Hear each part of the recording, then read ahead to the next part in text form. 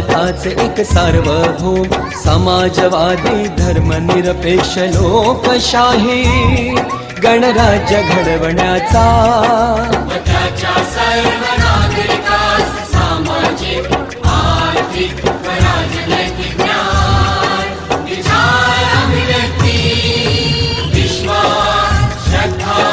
व उपासना यांचे स्वातंत्र्य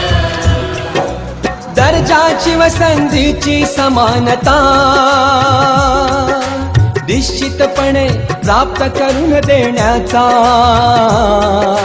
आणि त्या सर्वांमध्ये व्यक्तीची प्रतिष्ठा व राष्ट्राची एकता आणि एकात्मता